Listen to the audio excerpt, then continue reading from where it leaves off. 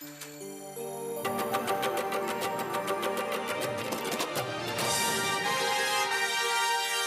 हवेली बड़ी हवेली बड़ी हवेली, बड़ी हवेली बड़ी हवेली बड़ी हवेली, सत्ता का मजबूत किला है बड़ी हवेली, बड़ी हवेली बड़ी हवेली बड़ी हवेली। लोकतंत्र के चेहरे पर बदनुमा दाग सी, शोषण का बेजोड़ नमूना बड़ी हवेली, बड़ी हवेली बड़ी हवेली बड़ी हवेली, बड़ी हवेली बड़ी हवेली बड़ी हवेली बड़ी हवेली।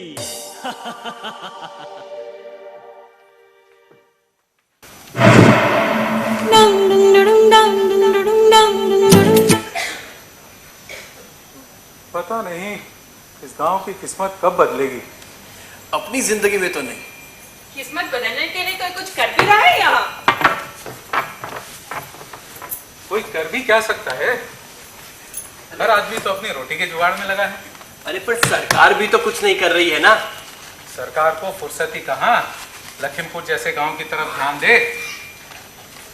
लेकिन भैया, राज्य का मुख्यमंत्री तो इसी क्षेत्र से चुना जाता है, तो उसकी कोई जिम्मेदारी नहीं बनती यहाँ? अरे सुमन, गांव में इलेक्शन तो नाम के वास्ते होते हैं। बड़ी हवेली के सामने भला कौन खड़ा होता है? बड़ी हवेली, बचपन से ही सुनते आए हैं बड़ी हवेली का नाम। अभी नेताजी मुख्यमंत्री हैं, उससे पहले उनके पिताजी थे, और उससे पहले उनके पिताजी। लेकिन भैया, 3 पुश्तों ने किया क्या इस गांव के लिए? सड़कों का नामो निशान नहीं है, स्कूल है, टीचर ही नहीं है, बिजली के खंभे खड़े कर दिए, बिजली ही नहीं, एक अस्पताल तक नहीं बनाया। हाँ, एक मंदिर जरूर खड़ा कर दिया अपना नाम ऊंचा करने के लिए। नेताजी खुद तो बड़े ठाट से रहते हैं शहर में, 5 साल में एक बार आ जाते हैं वोट मांगने के लिए। पर इनको वोट भी तो हम ही लोग डाल रहे हैं ना। अरे तो और करे भी क्या, नाम के वास्ते वो देशभक्त दल वाले खड़ा कर देते हैं पलटू किसान को। उसकी अपनी बिरादरी में तो कोई इज्जत नहीं, गांव क्या खास वोट देगा उसे? उन्हें क्या कोई दूसरा मजबूत व्यक्ति नजर नहीं आता? भाई हीरा तो ठीक ही बोल रहा है, कौन बड़ी हवेली के खिलाफ खड़ा हो है? ए हीरा भैया, तुम ही क्यों नहीं खड़े हो जाते हो? पढ़े लिखे हो, बोलने में भी तेज हो, और अपनी मिल में लीडरी भी करते हो, क्यों भाइयों? बात तो सही कह रहे राधेश्याम काका, और चुनाव वाले दिन तो लाइन में रेवड़ की तरह लग जाते हैं बड़ी हवेली के नाम पे। अरे काका, ये विधानसभा के चुनाव हैं, आसपास की सभी गांव की मिला के बनती है एक सीट, और तुम क्या सोचते हो लोग भाषण सुनकर ही वोट डाल देते हैं? अरे भाषण तो लोग सुनते हैं मनोरंजन के लिए, वोटों का असली फैसला तो होता है जब देसी दारू और मुर्गे की दावत चलती है 1 हफ्ते तक। गांव का समझदार से समझदार व्यक्ति भी बिक जाता है इतने में। भैया, भूखे का भोजन तो भगवान ही होता है।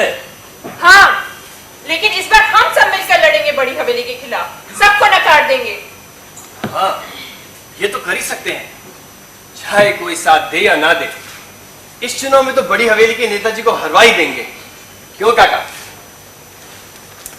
अच्छा भैया, मैं चलता हूँ, मुझे कुछ काम है।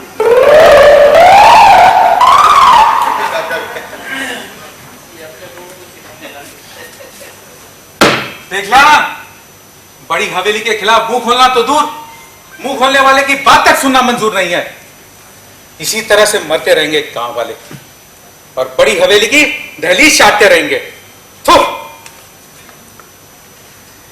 लेकिन हम 3 तो ये फैसला कर ही सकते हैं ना कि इस चुनाव में बड़ी हवेली के नेताजी को हरवा ही देंगे। मंजूर है। जब तुम दोनों साथ हो तो मैं कौन सा अलग हूं तुम दोनों से? मंजूर है। उठे बगावत के ना जाने कितने ही सर, उन्हें कुचल कर अटल खड़ी है बड़ी हवेली, सत्ता का मजबूत किला है बड़ी हवेली। बड़ी हवेली बड़ी हवेली बड़ी हवेली बड़ी हवेली बड़ी हवेली बड़ी हवेली।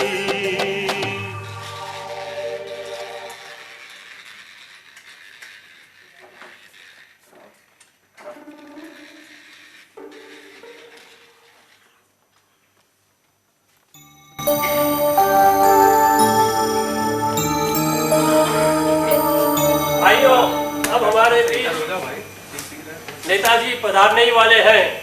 उनका हेलीकॉप्टर हमारे गांव के ऊपर आ चुका है, लेकिन नीचे उतरने की जगह ही नहीं मिल रही है। अरे इतनी कितनी जगह लगती है भाई हेलीकॉप्टर को, उतार देना किसी खेत खलिहान में।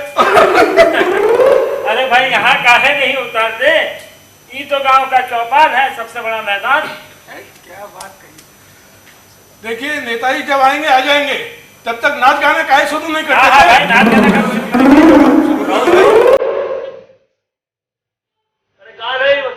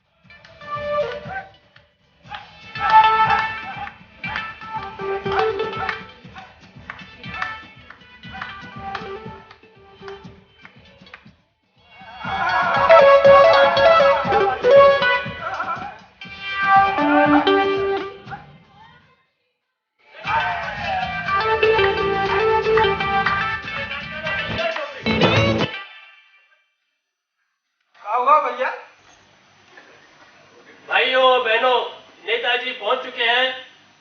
आपके परम प्रिय नेता प्रजातंत्र पार्टी के प्रमुख श्री परमेश्वर लाल जी, यानी आपके गांव के बेटे श्री नेताजी, जोरदार तालियों से उनका स्वागत कीजिए। अरे नेताजी काहे जल्दी आ गए? अरे पलटू किसान है, अरे पलटू किसान। अरे दारू और मुर्गी की दावत कब शुरू होगी भाई? असली बात अरे भैया दोबारा से नाच गाना शुरू होगा कि नहीं? अरे भैया तो कुछ मालवाल बनाओ यार। क्या नेताजी की नेताजी की नेताजी की नेताजी की नेताजी की नेताजी की नेताजी की नेताजी की नेताजी की नेताजी की नेताजी की।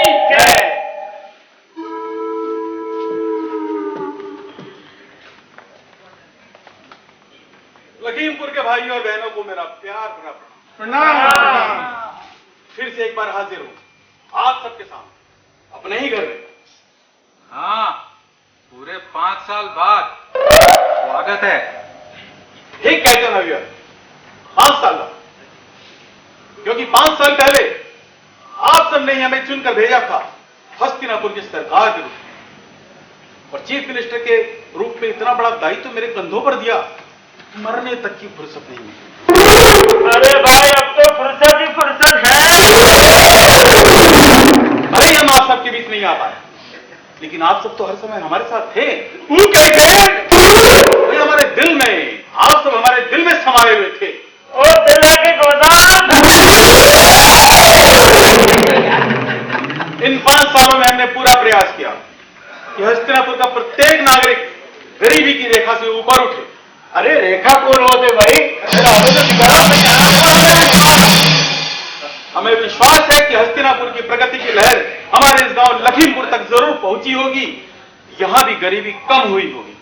हाँ, गरीबी तो कम नहीं हुई, गरीब जरूर कम हो गए हैं।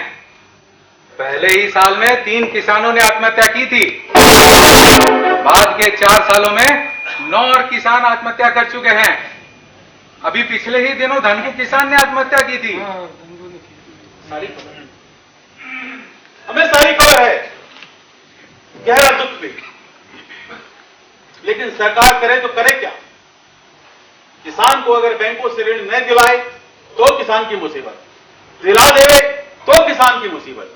भाई बैंक ऋण देगा तो वसूल तो करेगा ना। अरे तो फिर बैंक के ऋण में और महाजनी उधार में फर्क क्या रहा? देखो नौजवान, तुम पढ़े लिखे नजर आते हो, कभी आके मिलो मुझसे, हम बैठ के गांव की समस्याओं पर चर्चा करेंगे। अरे बहुत सारी योजनाएं मेरे पास इस गांव के लिए।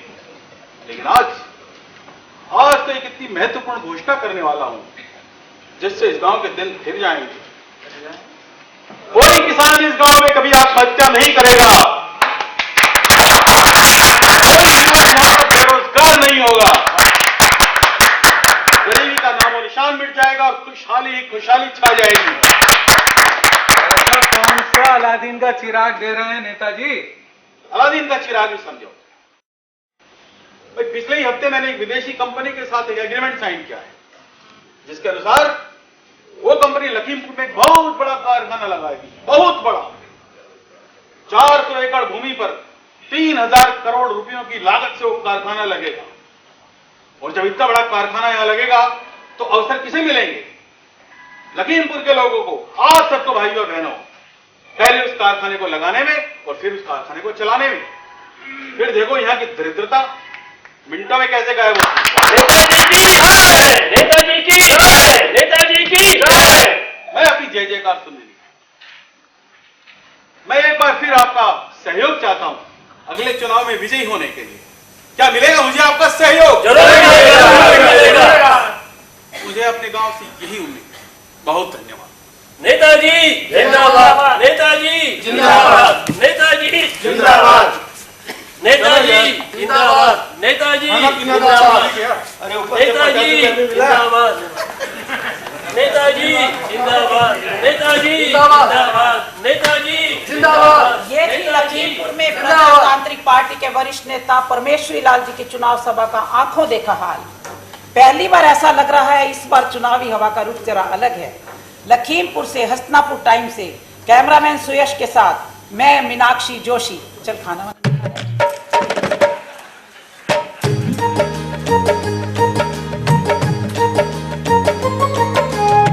आया देखो आया, आया मौसम आया, फिर चुनाव का देखो आया मौसम आया।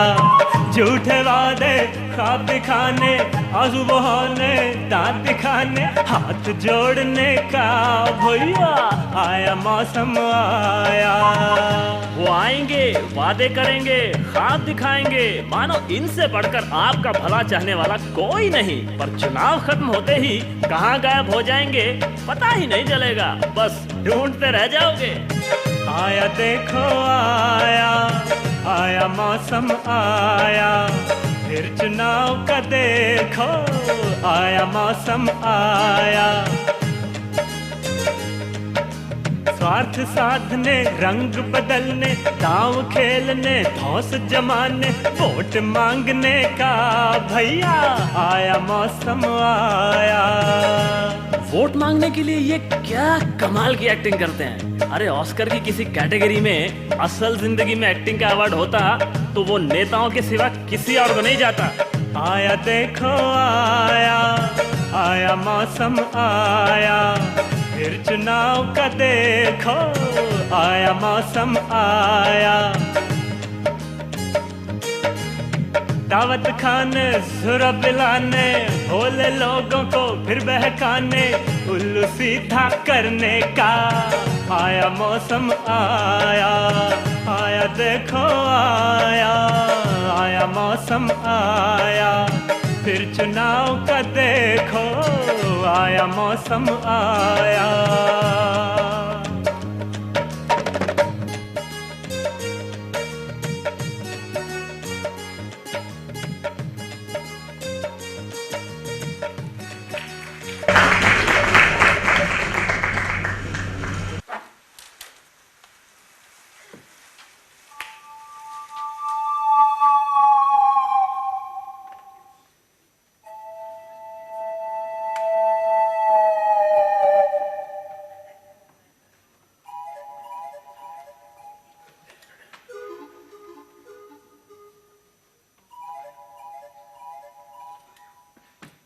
कर्मण्येवाधिकारस्य मा फलेषु कदाचन। भाई भोला राम, जीवन के सारे प्रश्नों के उत्तर मिल जाते हैं गीता से। गीता? गीता कौन है? भाई सच कहते हैं, स्त्रियों की बुद्धि पर हमेशा डाह का पर्दा पड़ा रहता है। गीता यानी श्रीमद् भागवत गीता। तो ऐसे कहिए ना, बेकार ही डरा देते हैं। अब आप जाइए, अपना चूल्हा चौका संभालिए और हमें हमारा काम करने दीजिए।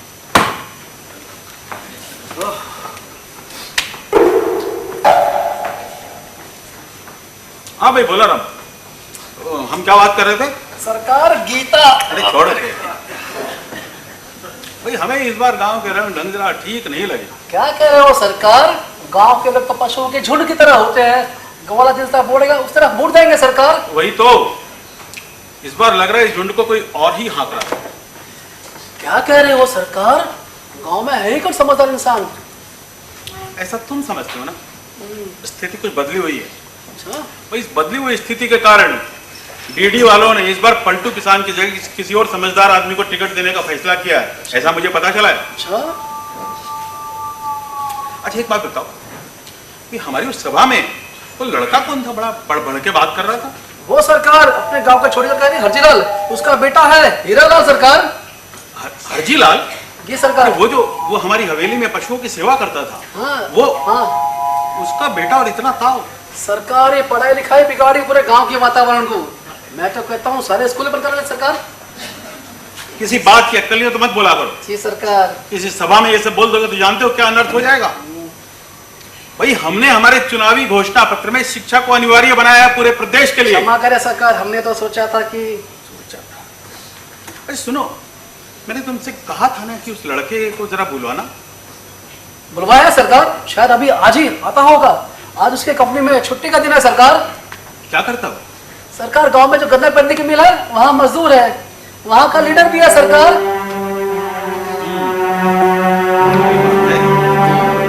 यानी कि राजनीति की पहली सीढ़ी पर है सरकार। कुछ तो करना पड़ेगा सरकार। मेरी माने तो शेरी को ठेका देते हैं। किस ठेके की बात में लाया तुम? सरकार शहर में से सुपारी कहते हैं। ये मूर्खतापूर्ण बातें तुम मत किया करो मेरे साथ। जी सरकार। भाई ऐसे लोगों को तो अवसर मिलना चाहिए, हीरा जैसे युवक को। आखिर देश का भविष्य है नवयुवक। हीरालाल? ये हीरालाल कौन है? अरे बिटिया के लिए कोई लड़का देखा है क्या? अरे भाई गांव की यात्रा में एक लड़का मिला था, बहुत समझदार, बहुत होशियार, पिछड़ी जात का है। पर आप कहाँ जात पात को मानते हैं? मानते तो नहीं है, इसीलिए ऐसे लोगों से मिलते हैं, पास बैठते हैं, उनके हाथ का पानी भी पी लेते हैं। अब इसका ये मतलब तो नहीं कि बिटिया ही ब्याह दे में ऐसे घर में। वो तो है।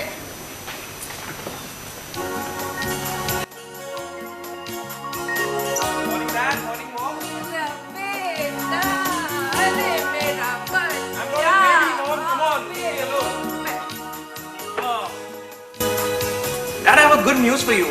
अच्छा? कल मैं ओलिवर और हेलेना को लेकर लखीमपुर गया था। मैंने उन्हें कन्विंस कर लिया है गांव के पश्चिम वाले 400 एकड़ जमीन के लिए। पास ही में नदी पड़ती है, ये उनके लिए बहुत बड़ी एडवांटेज की बात है। यू नो डिस्टिलरी फैक्ट्री में बहुत पानी लगता है ना। भाई लेकिन वो जमीन तो बहुत उपजाऊ है, नहीं देंगे यार। बेटा तूने कुछ खाया कि नहीं? हमेशा काम की बात करता रहता है। ठहर, मैं तेरे लिए कुछ खाने को लाती हूँ। हाँ, चल बोला। आप क्या कह रहे थे? मैं कह ये रहा था, जो तुम नदी के पास वाली जमीन की बात कर रहे हो ना, वहाँ किसान खेती करते हैं, बहुत उपजाऊ जमीन है। किसान कभी तैयार नहीं होंगे वो जमीन देने के लिए। डैड तैयार होने हम करेंगे। पैसा, गरीब किसानों के सामने पैसे की गड्डी चमकाएंगे तो कोई मना नहीं कर पाएगा।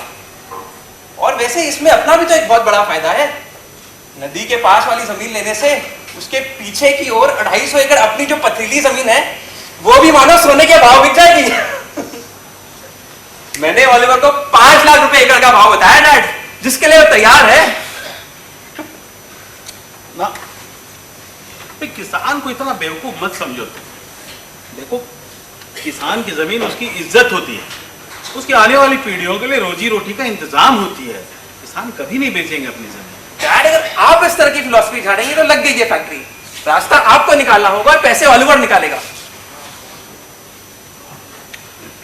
करते हैं कुछ। यस। लेकिन एक बात का ध्यान रखना भाई, देखो इस तरह के कारखाने लगाने में 100 किस्म के झंझट हैं, 50 किस्म के झूठ बोलने पड़ते हैं। और बेटा देखो हम पब्लिक लाइफ में हैं, जरा ध्यान रखना। डैड, इस पर भी मैंने बहुत होमवर्क किया है। हम ऑलिवर की कंपनी में सीधा ऐसा रख ही नहीं सकते। रीजन ये है कि जिस पोस्ट पर आप बैठे हैं उस पर रहकर इस तरह की बिजनेस डील करने में बहुत रिस्क है। यू नो, समझदार हो, काफी कुछ खुद ही समझ लेते हो। डैड, मैंने ऐसा तो नहीं कहा कि हमारी इसमें कोई पार्टनरशिप नहीं होगी। मैं तो सिर्फ इतना कह रहा हूँ कि हम इसमें सीधा हिस्सा नहीं रखेंगे। देखो डैड, मैंने ऑलिवर को बता दिया है कि हम उसके यूरोप वाले कंपनी में 50% स्टेक लेंगे, 25% स्टेक फ्री में, क्योंकि हम उसे इतना सहयोग दे रहे हैं, और बाकी के 25% अपने स्विस बैंक वाले पैसे के अगेंस्ट में। डैड, वो पैसे वहां से मूव करना बहुत जरूरी हो गए हैं। कुल इंटरेस्ट मिलाकर 500 मिलियन यूरो है। इस तरह ना सिर्फ हम उसके इंडियन फैक्ट्री में बल्कि ऑल ओवर द वर्ल्ड सभी कंपनी में पार्टनर बन जाएंगे। डैड, अरे बेटा ये बातें इस तरह जोर जोर से नहीं बोलते। कोई मुख्यमंत्री के घर की दीवारों में क्या ईंट ईंट में कान होता है। लेकिन एक बात है, मानना पड़ेगा, होशियार हो गए हो। भाई ये फायदा होता है बच्चों को हार्वर्ड यूनिवर्सिटी में पढ़ने के लिए भेजने का। पढ़ाई की पढ़ाई और दुनिया भर के अमीर जातों से दोस्ती। डैड, फायदा सिर्फ हमारा ही नहीं, ऑलिवर को कहाँ मिलता आप जैसा चीफ मिनिस्टर अगर आप मुझे हार्वर्ड नहीं भेजते तो। सही कह रहे हो। देखो मैं किसी का इंतजार कर रहा हूँ, गांव से मिलने का आ रहा है। चलो। वाह डैड, प्रोजेक्ट पर काम भी शुरू, ये बढ़िया है। पागलपने की बात मत कर तू, सामने चुनाव है, उसकी तैयारी करनी है कि नहीं? ओहो, अच्छा अच्छा। वैसे भी मुझे ऑलिवर और हेलना को लेकर ब्रेकफास्ट पे जाना है डैड, मैं निकलता हूँ फिर। चल। माँ, मैं नाश्ता बाद में कर लूंगा। अरे बेटा, नाश्ता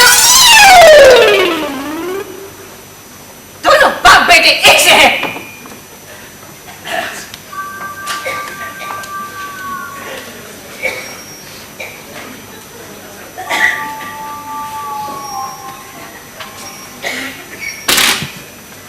लगता है वो लड़का आया होगा।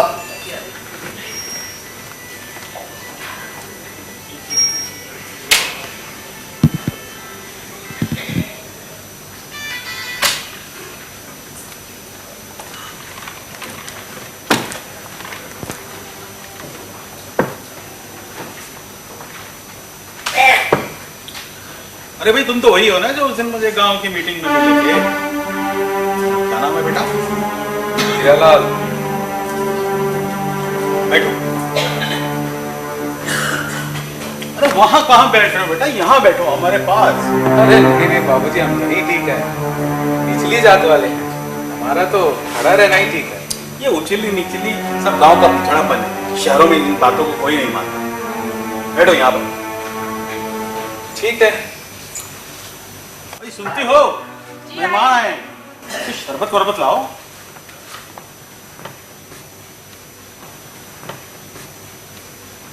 कौन से गिलास में लाऊं?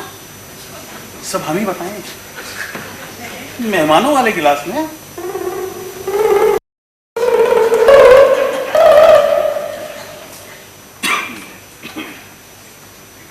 हाँ तो बेटा, पढ़ाई लिखाई सब गांव में ही की? अरे साहब, अपने गांव के स्कूल में मास्टर ही कहाँ है? वो तो 12 कोस दूर मानिकपुर गांव के सरकारी स्कूल में पढ़ाई पूरी की। 12वीं तक थी, सो पढ़ लिया। और इतनी दूर बस से आते जाते रहे? अपने गांव में बस की सुविधा है कहाँ? मिडिल तक तो पैदल ही जाता था। उसके बाद बाबूजी ने जुगाड़ पानी करके एक पुरानी साइकिल दिलवा दी।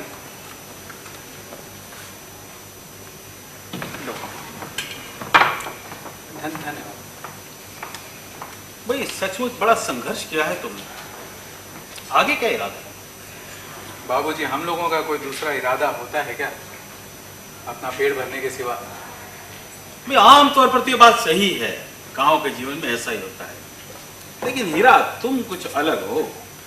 हम कहाँ अलग हैं बाबूजी, हमारा भी वही पेट है जिसके लिए भाग दौड़ करते रहते हैं। घर में बाबूजी बीमार हैं, कुछ कर नहीं सकते। माँ का मोतिया पक गया है, सारे घर का बोझ हम 2 भाई बहनों पर आ गया है। और शादी वादी नहीं की? बहन बैठी है, जब मैं उसकी शादी नहीं करवा पा रहा तो अपनी तो सोचना भी दूर है, और फिर कर भी लूं तो क्या, एक पेट और भर जाएगा भरने के लिए।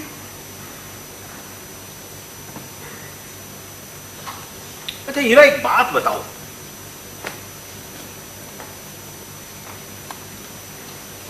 क्या तुम्हें डीडी वालों का सपोर्ट? डीडी? वो क्या है? यानी कि नहीं है। डीडी यानी देशभक्त दल, राजनीति में वो इसी नाम से जाने जाते हैं। राजनीति? बाबूजी, हमारा क्या लेना देना राजनीति से? क्यों, तुम अपनी मिल में राजनीति नहीं करते? अगर गरीब मजदूर को उसके हक की मांग कहने को राजनीति कहते हैं तो हाँ, इतनी राजनीति तो हम भी करते हैं। भाई, लोगों को उनका हक दिलवाना यही तो राजनीति है। तो फिर आप क्यों नहीं करते ऐसी राजनीति? तुम्हारे इन्हीं तेवरों के कारण मुझे तुम्हारे अंदर एक आग नजर आ रही। अच्छा एक बात बताओ, क्या तुम व्यक्तिगत रूप से मेरे यानी कि मेरे राजनीतिक दल के विरोधी हो? मैं किसी का विरोधी नहीं, लेकिन हाँ, मैं किसी अन्याय का समर्थक भी नहीं। तो फिर तुम ही क्यों नहीं बीड़ा उठाते न्याय करने का? क्या मतलब? मतलब ये, इस बार लखीमपुर की सीट से चुनाव तुम लड़ोगे। ये आप क्या कह रहे हैं बाबूजी? मैं और चुनाव लड़ूंगा, वो भी आपके खिलाफ? हाँ, चुनाव तुम लड़ोगे, लेकिन मेरे खिलाफ नहीं, मेरी पार्टी के टिकट पर। लेकिन बाबूजी, लखीमपुर सीट तो हमेशा से बड़ी हवेली की सुरक्षित सीट रही है, और आप शायद तीसरी पीढ़ी है वहां से चुन के आने वालों में। दुरुस्त है तुम्हारी जानकारी, लेकिन हमारे समर्थन वाला व्यक्ति हमारा ही उम्मीदवार होगा ना। भाई, जो प्यार हमें जनता से मिलता रहा है तुम्हें मिला करेगा। लेकिन बाबूजी, अगर आपने टिकट दे भी दिया तो चुनाव लड़ने के लिए तो बहुत सारे साधनों की जरूरत पड़ती है, बहुत सारे पैसे चाहिए, और यहाँ तो पेट भरने के लाले पड़े हुए हैं। नहीं बाबूजी, ये हमारी बस की बात नहीं। अरे पैसे किसने मांगे तुमसे? तुम्हारे चुनाव का सारा खर्च मैं उठाऊंगा व्यक्तिगत रूप से। भाई, गांव की प्रतिष्ठा का सवाल जो होगा, गांव की प्रतिष्ठा यानी हमारे खानदान की प्रतिष्ठा। लेकिन बाबूजी, आपके बिना तो आपकी पार्टी अधूरी है, और अगर आप चुनाव नहीं लड़ेंगे तो प्रदेश का मुख्यमंत्री कौन बनेगा? मैंने ये कब कहा कि मैं चुनाव नहीं लड़ूंगा? चुनाव तो हम लड़ेंगे, लेकिन इस बार दुश्मन के खेमे में सेंध लगाकर। बाबूजी, ये गूढ़ राजनीति की भाषा मुझे इशारों में समझ में नहीं आती, जरा खुल के बताएंगे? भाई, हमारा दुश्मन कौन? देशभक्त पार्टी का डीडी, दिगंबर दयाल, यानी डीडी का डीडी। इस बार हम पर्चा भरेंगे धमालपुर से उसके खिलाफ, और उसे हराएंगे वहीं से। लेकिन इसमें तो बहुत बड़ा रिस्क है। दिगंबर दयाल अपने क्षेत्र का बहुत मजबूत नेता है। मजबूत नेता? नेता तब तक मजबूत होता है जब तक उसकी छवि साफ होती है। और इस बार हमारे हाथ एक ऐसा तुरुप का इक्का लगा है कि जिसके चलते ही दिगंबर का किला ढह जाएगा। ऐसा क्या है बाबूजी? हमारी राजनीतिक चाल तुम्हें बताते हैं, क्योंकि अब से तुम हमारे राजनीतिक जीवन के साथी और हमारे राजदार भी हो।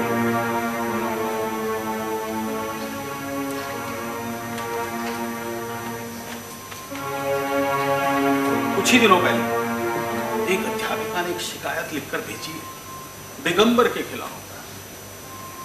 उसने लिखा है कि जब दिगंबर उसके गांव के दौरे पर गया था, स्कूल के कार्यक्रम के बाद किसी डाक बंगले में रुका था। अध्यापिका की ड्यूटी लगी थी कि उसे रात का भोजन पहुंचाए। वो जब वो रात का भोजन लेकर वहां गई तो जानते हो क्या हुआ? दिगंबर ने बेला फुसलाकर कर लिया उसका बलात्कार।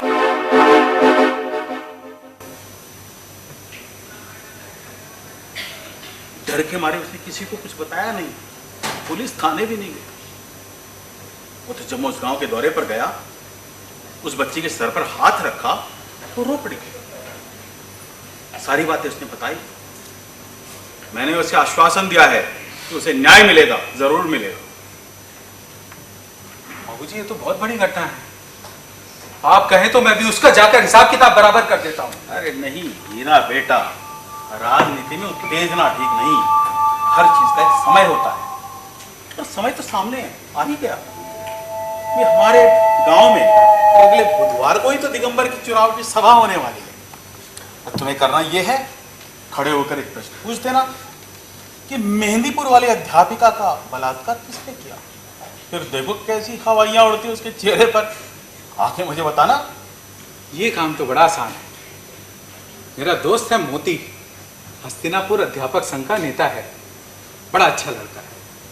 मैं दरअसल सुमन की, मेरी बहन सुमन, उसकी शादी उससे करने की सोच रहा हूँ। मैं उसे खड़ा कर दूंगा ये प्रश्न पूछने के लिए। गांव से दुम दबाकर भागेगा हरामजादा। हीरा बेटा, राजनीति में अभद्र भाषा नहीं चलती। भाई तुम्हारा राजनीतिक विरोधी तुम्हारा कोई व्यक्तिगत शत्रु नहीं है। लेकिन मैं क्या करूं बाबूजी, मुझसे अन्याय बर्दाश्त नहीं होता और मैं अपना आपा खो बैठता हूं। धीरे धीरे सीख जाओगे। अब मैं जो तुम्हारे साथ, मेरे साथ रहोगे, तुम्हारे स्वभाव में ठहराव आएगा।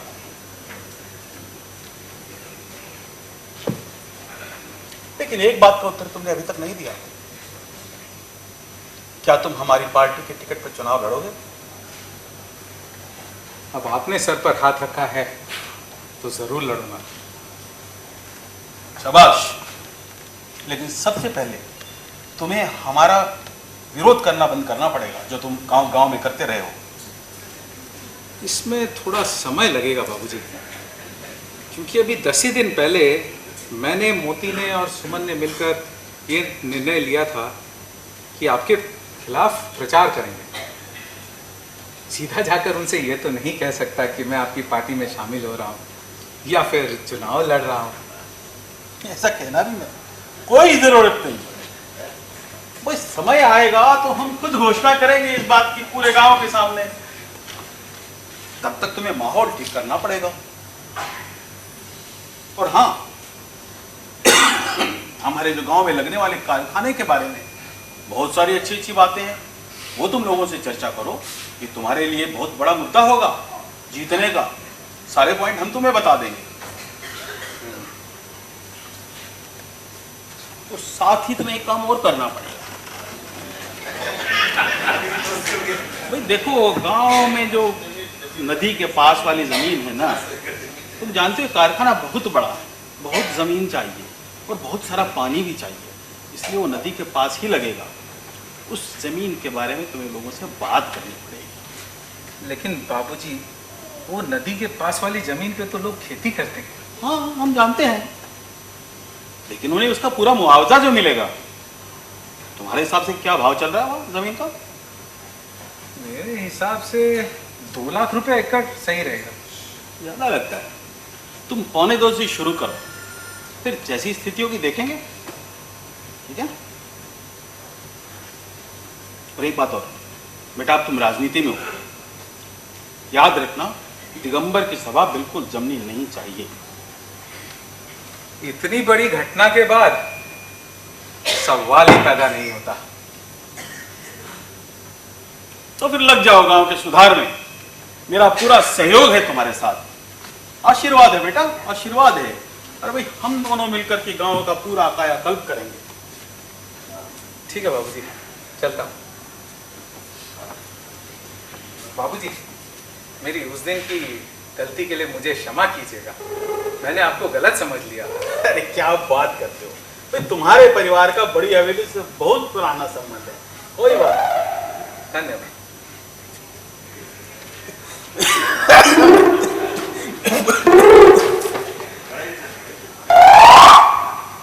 ये क्या उल्टा पुल्टा प्रस्ताव दे रहे हो उस छोकरे को?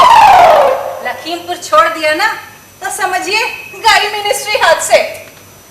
हम जानते हैं हम क्या कर रहे हैं। जो भी करते हैं हमारे विवेक से करते हैं। हमें उस लड़के में आग दिखाई देती है।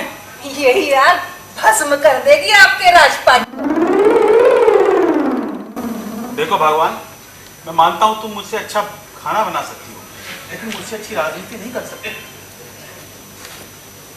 हम कोई भी निर्णय लेते हैं उसमें सिर्फ हस्तिनापुर की प्रगति ही नहीं बल्कि हमारे परिवार की प्रगति भी शामिल है।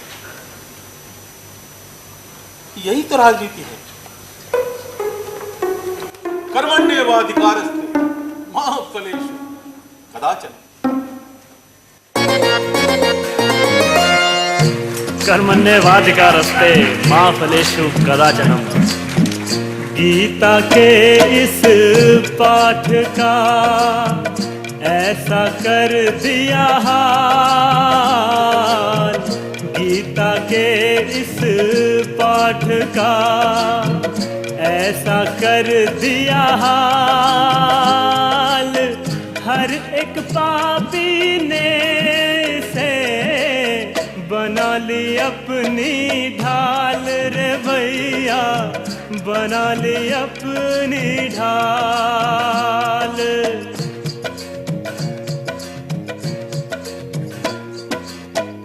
नेता कहते कर्म करो, करो न कोई विचार। नेता कहते कर्म करो, करो न कोई विचार। जनता तुम सहती रहो, करे जो अत्याचार रे भैया, करे जो अत्याचार। कबीर दास जी कह गए हैं, बुरा जो देखन न चला बुरा न मिला कोई, जो मन खोजा आपना मुझसे बुरा न कोई। और आज के नेता कहते हैं, जो तुमको कहता बुरा उसकी गर्दन तोड़, जो तुमको कहता बुरा उसकी गर्दन तोड़। सारी दुनिया है गलत, एक बस खुद को छोड़ रे भैया, एक बस खुद को छोड़। और मीठी वाणी का महत्व नेताओं से बेहतर कौन जानता है। जो पैसे से ना बिके, जिसका लगे न मोल, जो पैसे से ना बिके, जिसका लगे न मोल। मीठी वाणी से मूर्ख बिक जाता बिन मोल रे भैया, बिक जाता बिन मोल। और भैया क्या हुआ, तुम्हारी गाय ने का दिया बछड़ा के बछड़ी? बचनी लक्ष्मी आई है, लक्ष्मी घर में। चले जल्दी बढ़ दो यार।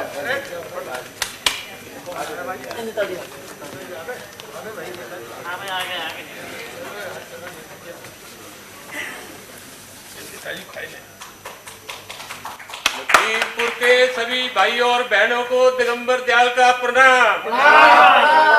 साथियों, आने में थोड़ी देरी हुई, इसके लिए माफी चाहता हूँ। लेकिन ये देरी मेरी वजह से नहीं, ये देरी हुई है यहाँ की टूटी फूटी सड़कों की वजह से। फिर सड़क कहना ही गलत होगा, क्योंकि आपके नेताजी की सरकार ने आज तक यहाँ सड़क बनवाई ही नहीं। अरे नेताजी क्या जाने यहाँ की सड़कों के बारे में। 5 साल में आकर एक बार चेहरा दिखा जाते हैं, वो भी हेलीकॉप्टर से आकर। सुना है कल नेताजी आपको एक नया झुंझुना दबा गए हैं कि यहाँ कोई बहुत बड़ा कारखाना लगाने वाले हैं। क्यों भाई, 5 साल पूरा होने के बाद याद आता है सब कुछ? और फिर बताया कि कारखाना किस चीज का होगा? कैसे बताते? क्योंकि ये कारखाना होगा विदेशी शराब बनाने का। इस कारखाने के कारण आपके खेती छिन जाएगी। ये कारखाना निकल जाएगा आपके खेत खलिहानों को, आपके नदी के पानी को और आपके बच्चों को। आपके बच्चे इस कारखाने में खेती बाड़ी छोड़कर मजदूरी करेंगे। अभी तो ना जाने क्या क्या समझबाग दिखाए होंगे, लेकिन एक बार चुनाव जीत गए तो पूछेंगे भी नहीं आपको।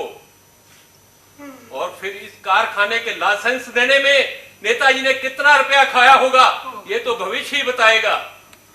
साथियों, हमारी पार्टी इस कारखाने को कभी लगने नहीं देगी। रोना आता है जब मैं इस अति पिछड़े हुए गांव की हालत को देखता हूं। देश के अन्य प्रांतों की तरक्की को जब देखता हूं तो ऐसा लगता है कि हस्तिनापुर किसी आदम युग का प्रदेश हो, और उससे ही बदतर हालत है आपके गांव इस लखीमपुर की।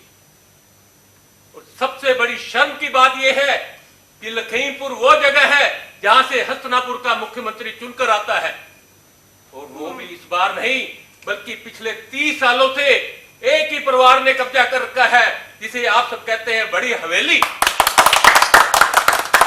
क्या मिला बड़ी हवेली से? बाबा जी का ठुल्लू। साथियों, समय आ गया है तख्ता पलटने का। मैं आप सबका आह्वान करता हूं कि जुड़ जाइए हमारे इस देशभक्त दल से और फिर देखिए चमत्कार। वाह दिगंबर बाबू वाह, भाषण तो बड़ा अच्छा दिया आपने, पर क्या गांव वालों को सच्चाई भी बताएंगे आप? क्यों इस गांव में सिर्फ एक ही परिवार का राज्य है? ये आपकी उनके साथ मिली भगत है। आप लोगों ने खासकर सीटों पे तो सौदा कर रखा है, वरना आपको इस पूरे गांव के अंदर पलटू किसान से अच्छा उम्मीदवार नहीं मिला। जानबूझ के आप एक ऐसे व्यक्ति को चुनाव में उतारते जिस बेचारे की तो जमानत जब्त होते होते रह जाती है। नौजवान, तुम्हारा यह आरोप सरासर निराधार है। सच बात तो यह है कि इस पूरे क्षेत्र में कोई भी बड़ी हवेली के सामने खड़ा होने का साहस ही नहीं करता है।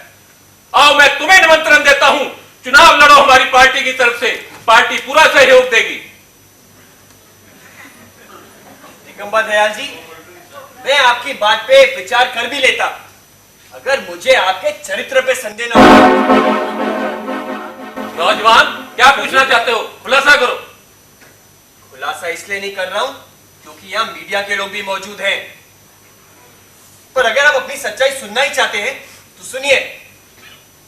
मेहंदीपुर हाई स्कूल की अध्यापिका का बलात्कार किसने किया, जरा बताएंगे मुझे? क्या पूछना चाहते हो? खुलासा करो। क्या ये सच नहीं है कि आपने मेहंदीपुर हाई स्कूल की अध्यापिका का बलात्कार किया है? क्या क्या कहते हो?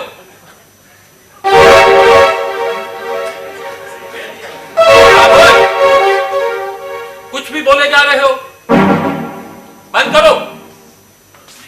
कहां से तुम कर रहे ये उल जुलूल बातें? तुम झूठी बातें कहकर यहां के लोगों को भड़काने की कोशिश कर रहे हो। मैं चाहूं तो इसी वक्त तुम्हें पुलिस को बुलाकर हवालात में बंद करा सकता हूं। दिगंबर दयाल वापस जाओ, दिगंबर दयाल वापस जाओ, वापस जाओ, दिगंबर दयाल वापस जाओ, वापस जाओ, दिगंबर दयाल वापस जाओ, वापस जाओ, दिगंबर दयाल वापस जाओ, वापस जाओ, ये बहन बेटियों का गांव है, वापस जाओ, वापस जाओ, दिगंबर दयाल वापस जाओ, वापस जाओ। नौजवान, जिनके बहकावे में आकर तुमने बयान दिया है उन्हें मैं जानता हूं, मुझसे आकर मिलो, तुम भी जान जाओगे। दिगंबर दयाल वापस जाओ, वापस जाओ, दिगंबर दयाल वापस जाओ, वापस जाओ, दिगंबर दयाल वापस जाओ, वापस जाओ, दिगंबर दयाल वापस जाओ, वापस जाओ, दिगंबर दयाल वापस जाओ, वापस जाओ। आपसे कुछ बात करनी है, जरा यहाँ आएंगे कैमरे के सामने? जी कहिए। आपने तो आज दिगंबर दयाल जी की मीटिंग को बहुत गरमा दिया। आपका नाम बताएंगे आप? जी मोतीलाल। मोतीलाल जी, आप क्या करते हैं? जी मैं अध्यापक हूँ, हस्तिनापुर अध्यापक संघ का, और हस्तिनापुर अध्यापक संघ का प्रधान भी हूँ। बहुत अच्छे मोतीलाल जी, जरा खुलकर बताएंगे मेहंदीपुर की अध्यापिका के रेप के बारे में? जी जो पता है खुल के ही बताया है।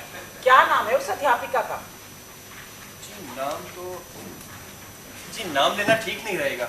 पर देश को घटना की असलियत कैसे पता चलेगी? जी आप पत्रकार हैं, थोड़ा कष्ट करें और जाके पता लगा लीजिए मेहंदीपुर में। बहुत धन्यवाद मोतीलाल जी, आपने लखीमपुर के चुनाव को बहुत दिलचस्प बना दिया है।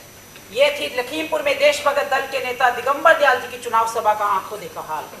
लखीमपुर का चुनाव बहुत दिलचस्प होता जा रहा है। आखिर किस तरफ झुकेगी यहाँ की जनता? लखीमपुर से हसनापुर टाइम से कैमरामैन सुयश के साथ मैं मीनाक्षी जोशी।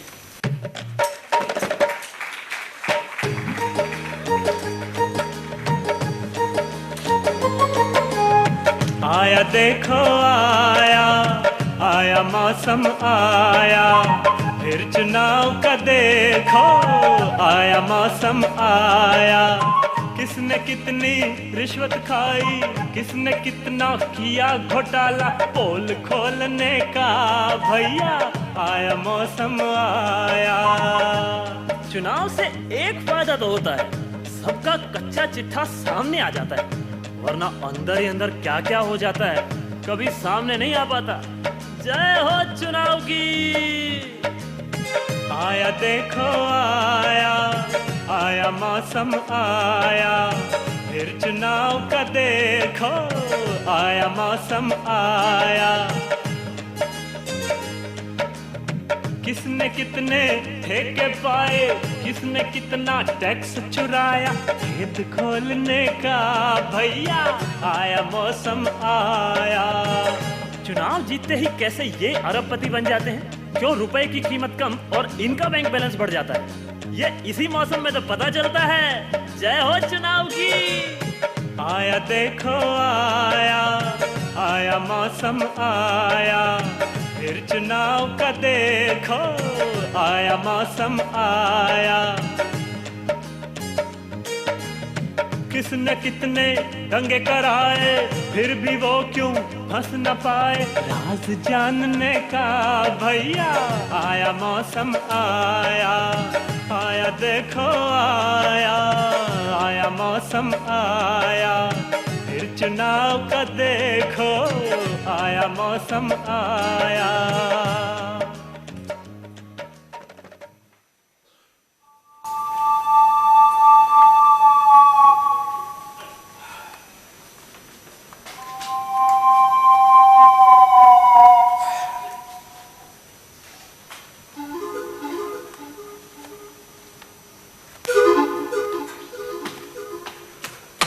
सरकार सरकार गजब हो गया सरकार।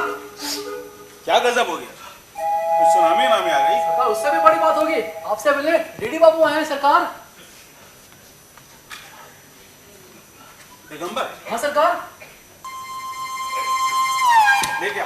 जी सरकार। और सुन बोला। जी सरकार। जाके भौजी से कह दे कि 2 प्याली चाय भिजवा दे। जी सरकार। साथ में जरा बिस्किट वगैरह भी। भौजी 2 प्याली चाय। और हाँ। जी सरकार। जब तक हमारी बातें दिगंबर बाबू से चल रही हो, तुम यहाँ बैठे मत रहना। जी सरकार।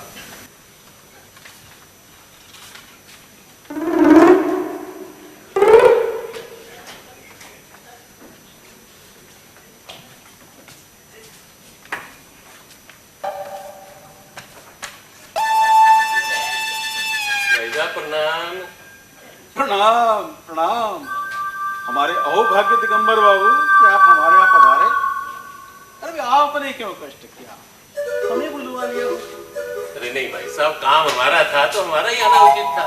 फिर आप प्रदेश के मुख्यमंत्री भी तो ठहरे। क्या बात। अरे आपके और हमारे संबंधों के बीच में ये मुख्यमंत्री कहाँ से आ गया? भाई साहब इतना विश्वास था आप पे, इसीलिए तो चला आया। विराजी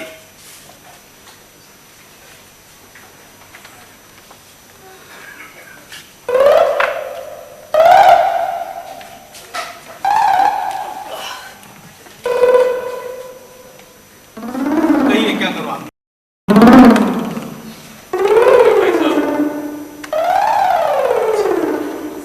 अरे बोला। जी सरकार। तो एक काम करो, पार्टी के दफ्तर में जाके कह दो कि मीटिंग में 1 घंटा लेट आएंगे। जी सरकार। सुनो। जी सरकार। वहां दिगंबर बाबू के आने के बारे में कोई चर्चा नहीं होगी। जी सरकार। धन्यवाद भाई साहब। अब इत्मीनान से बात बताइए दिगंबर बाबू, क्या कर सकता हूं आपके लिए? भाई साहब चुनाव की इस नाजुक मौके पर ये क्या शुरू करवा दिया आपने? मैंने क्या शुरू करवा दिया? वो मेहंदीपुर वाला किस्सा उछालने की क्या जरूरत थी? वो सब कहानी तो मैंने आपके साथ मिलकर सल्टा दी थी ना, और आपके कहे अनुसार उस टीचर को 10,000 रुपए भी दे दिए थे। फिर दोबारा वही वो क्या हो गया उसमें? अनजान मत बनिए, आप ही ने तो सेट किया था ना उस छोकरे को, क्या नाम है उसका? हाँ, मोती। भाई बात ये है दिगंबर, देखो राजनीति में तो हम एक दूसरे के दुश्मन ही हैं, वैसे हम कितने भी अच्छे मित्र क्यों ना हो। अब तुम हमारी टेढ़ी बात तो क्या हम खामोश बैठे? पर मैंने सुना है इस बार आप मेरे क्षेत्र से पर्चा भर रहे हैं, तो मुझे भी तो जोर लगाना पड़ेगा ना। तुम्हारे क्षेत्र से पर्चा भरने की बात तब आई ना जब तुमने मेरे क्षेत्र में जाकर मेरे खिलाफ दुष्प्रचार शुरू किया। ये पहली बार हमने देखा कि हमारे गांव के लोग हमारे सामने सर उठा के बात कर रहे हैं। ऐसे में राजधर्म क्या कहता है? बस हमने भी ठान लिया कि चलो कर देते हैं हिसाब किताब बराबर। एक बात याद रखना दिगंबर, मेरे क्षेत्र से तो मैं फिर भी जीत जाऊंगा, क्योंकि ये हमारी पुश्तैनी सीट है। हाँ, थोड़ा बहुत चुनाव का खर्च बढ़ जाए, लेकिन तुम कभी नहीं जीत पाओगे अगर तुम्हारा पिटारा मैंने दुनिया के सामने खोल दिया। मेरी स्कूल वाली अध्यापिका है ना, सब तैयार बैठे तुम्हारे खिलाफ बोलने के लिए।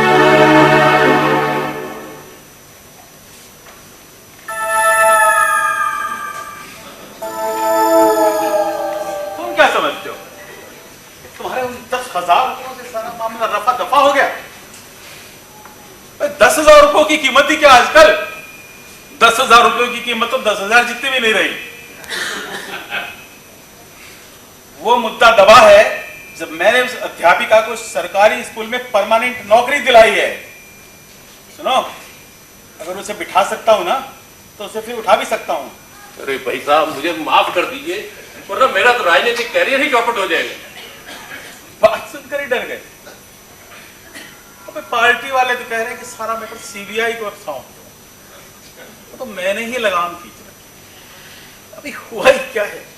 भाई साहब, हुआ तो नहीं है, लेकिन वो हस्तिनापुर टाइम्स की छोकरी मीनाक्षी जोशी वो मेहंदी पर पहुंच गई है, बहुत शोर शराबा कर रही है। सुना है उस टीचर से मिल चुकी है, उसे कैसे रोके भाई साहब? सब कुछ रुकता है, सब कुछ रुक सकता है की मतलब लगती है। संभाल लूंगा उसे। और कोई कष्ट? मैंने सुना है इस बार आपने मोती के दोस्त हीरा को टिकट देने का फैसला किया है, तो आप कहां से चुनाव लड़ेंगे?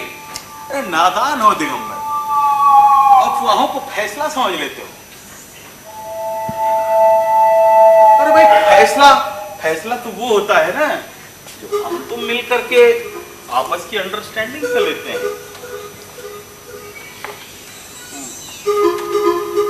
वैसे एक बात बताओ, इस बार तुमने लखीमपुर से किसे टिकट देने का फैसला किया है उस पलटू किसान की जगह? अरे भाई साहब, क्या बात करते हैं, मैं फैसला करने वाला कौन होता हूं? जिसे आप कहेंगे टिकट दे दूंगा। तो मेरे विचार से पलटू किसान ही ठीक रहेगा। जैसा आपका आदेश, जैसा आपका आदेश। पर भाई साहब, पलटू किसान ने इस बार चुनाव लड़ने की फीस बढ़ा दी है, 2 लाख की बजाय 5 लाख मांग रहा है। सस्ती है फिर भी। अरे इस भाव में तुम्हारी जीत क्या बुरी है दिगंबर? ठीक कहते हैं भाई साहब। तो फिर तय रहा भाई, चुनाव हारेगा पलटू किसान और चुनाव जीतेंगे दिगंबर बाबू। धमाल मेरी तरफ से पक्का वायदा। लेकिन तुम्हें भाई हमारे उस कारखाने का जो विरोध कर रहे हो ना, वो बंद करना पड़ेगा। क्या बात कर रहे हैं भाई साहब, आप गांव की तरक्की के लिए इतना बड़ा काम करने जा रहे हैं, उसमें मैं रोड़ा अटकाऊंगा? ना ना ना, सवाल ही पैदा नहीं होता। आप बेफिक्र रहिए। बेफिक्र? अरे हम तो बेफिक्र ही हैं, अब आप बेफिक्र रहिए। भाई साहब, आपके राज में हमें काहे की फिक्र? लेकिन भाई साहब, स्थिति को संभालने में थोड़ा वक्त लग सकता है, क्योंकि उस दिन जोश जोश में मैंने पलटू की बजाय मोती को टिकट देने का फैसला कर दिया।